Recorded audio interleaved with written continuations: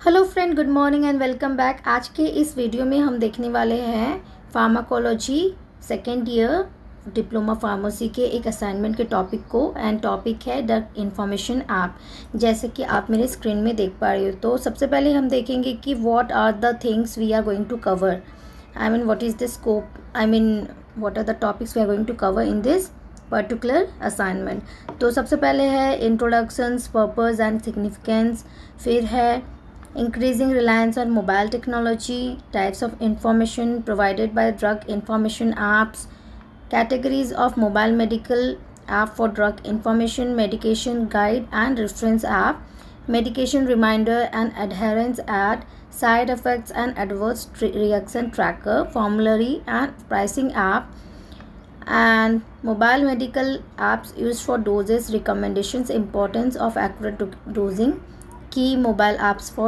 doses recommendations, compliance and clinical guidelines, enhancing clinical decision making, drug interactions checker via mobile medical apps, functionality of drug interaction checker, prevention of adverse drug reactions, impact of patient safety, mobile medical apps used for ADR, improving tracking of ADR, examples, importance of pharmacovigilance, conclusion, and then recap and from future development and references, and what are the sources have been used for this particular assignment। तो ये सारे जो है outline है इस assignment के, and we are going to see on that. तो सबसे पहले फ्रेंड, जो भी पहले आप इस टॉपिक को समझो जो मैं एक्सप्लेन करने वाली हूँ अभी आने वाले मतलब इस वीडियो में, एंड आप इस वीडियो को कम्प्लीटली देखो।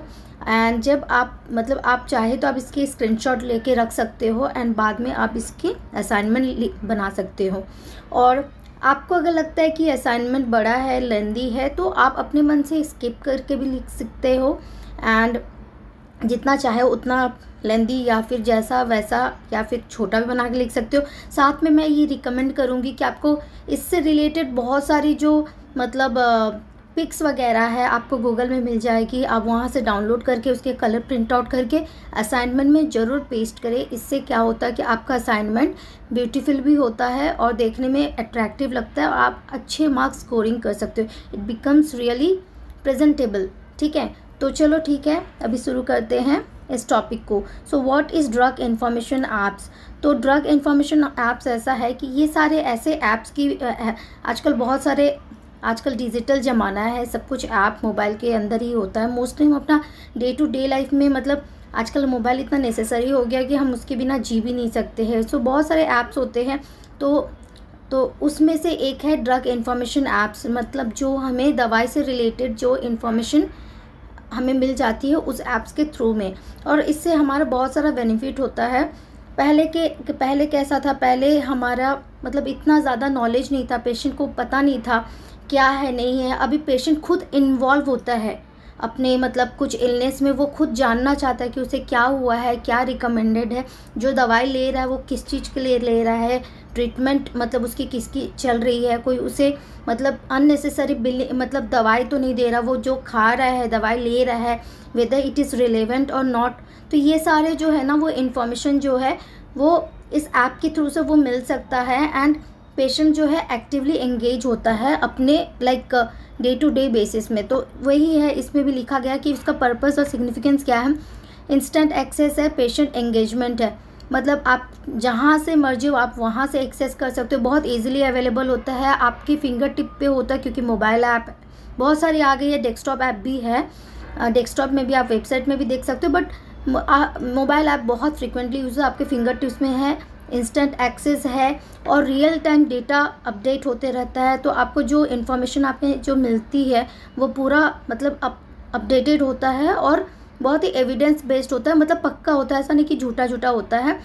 तो उसमें पेशेंट की एंगेजमेंट होती है, मतलब patient takes a active role in their medication management, है ना।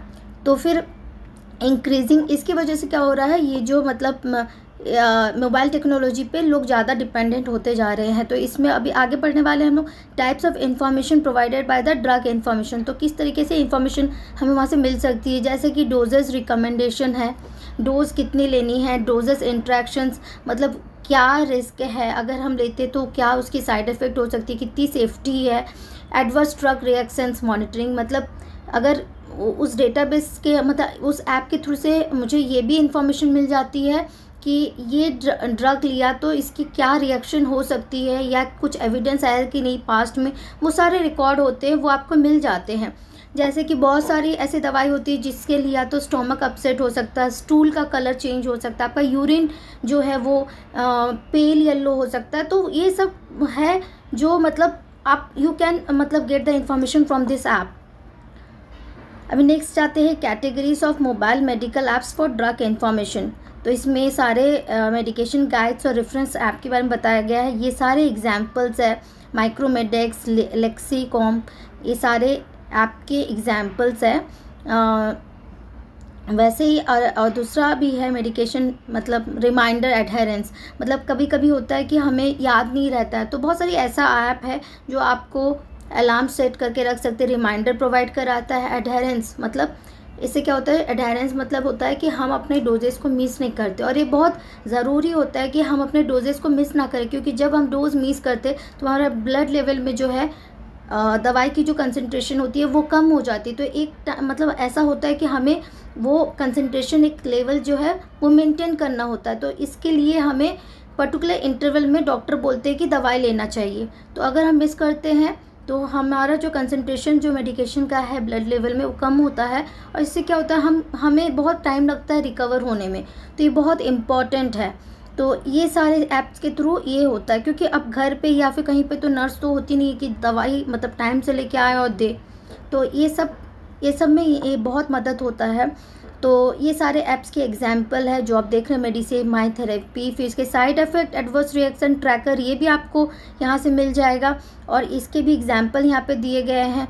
फिर फॉर्मुलरी एंड प्राइसिंग ऐप्स, जैसे कि आप यहाँ से देख सकते हो कि हम जो पे कर रहे हैं, we are paying for the medication, whether वो मतलब वो ठीक है कि नहीं, हमें ओवर प्राइस तो नहीं है। तो ये सारे भी कॉस्ट इफेक्टिव ऑल्टरनेटिव्स, अगर किसी के पास कुछ ब्रांडेड दवाई होती है जो बहुत हाई कॉस्ट में मिलती है, उसका ऑल्टरनेटिव अवेलेबल है या नहीं है, ताकि लोग अफोर्ड कर सके, क्योंकि हमारी सोसाइटी में हर तरह के लोग होते हैं, सबकी फाइनेंशियल कंडीशन एक जैसे नहीं होती। तो ये सारे जो है हमें यहाँ से मिल जाता है कि इसके ऑल्टरनेटिव दवाई क्या है, ये भी हमें मिल जाता है। उस पर्टिकुलर कॉम्बिनेशंस में केमिकल कॉम्बिनेशंस की मतलब दवाई की कॉम्बिनेशन की ऑल्टरनेटिव ब्रांड क्या है वो भी हमें मिल जाता है। तो ये सारे चीज़ हमें इसमें से मिल जाते हैं। तो फिर यहाँ पे ये कितनी डोजिंग होनी चाहिए पेशेंट सेफ्टी के लिए, डोज ज़्यादा भी नहीं होना चाहिए, कम भी नहीं होना चाहिए, कितनी होनी चाहिए, ये सारे भी हमें यहाँ से मिल जाते हैं।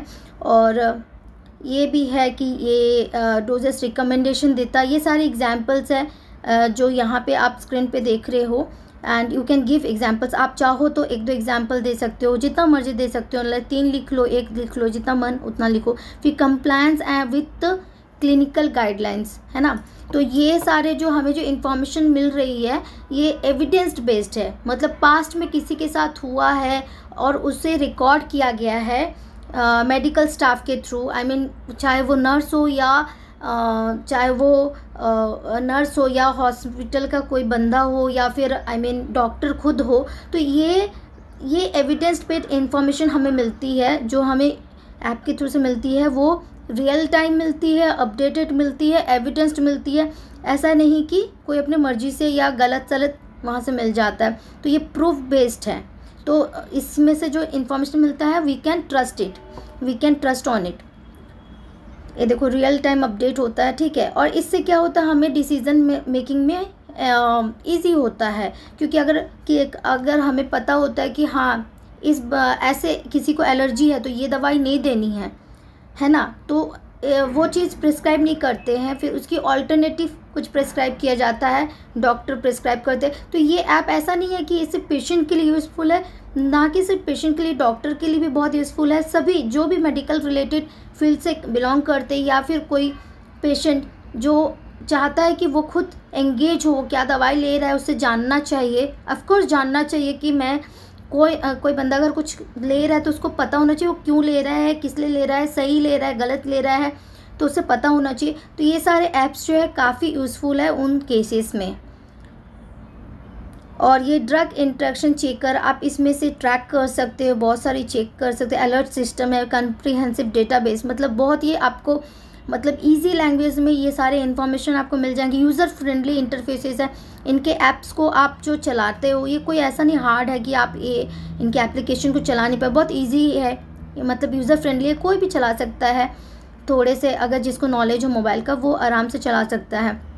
और फिर उसके बाद प्रिवेंशन ऑफ एडवर्स, अगर कुछ ADR है, I mean drug adverse drug reactions का कुछ चांसेस है, तो उसको कैसे प्रिवेंट करना है, या फिर अगर है तो मतलब जैसे कि कई बार होता है कि डॉक्टर बोल देते हैं कि आपने ये दवाई लिया तो आपको पेल येलो कलर का यूरिन का कलर हो सकता है, या फिर आपके स्टूल का कलर चेंज हो सकता है।